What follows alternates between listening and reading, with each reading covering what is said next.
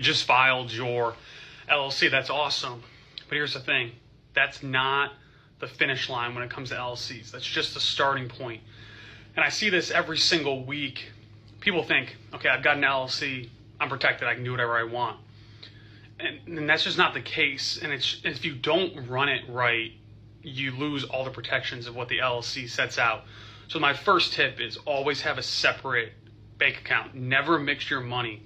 Once you start swiping your business card for personal stuff, you're basically just tearing a hole in your liability protection. Courts call this piercing the veil, and I call it you just made your life significantly harder.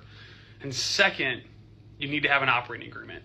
Get an operating agreement, write an operating agreement out. Even if it's just you, that becomes the rule book for your LLC, and that's what proves to banks, to the IRS, to investors that you're running a real business and it's not just a side hustle so you can write things off. Third, sign everything in your company's name. So don't sign it John Smith. It's always John Smith, member of ABC Holdings, LLC. That one little line separates you as an individual from the LLC and from your business. And finally and lastly, keep records. You don't have to be some major accountant, but you do need receipts, meeting notes, something.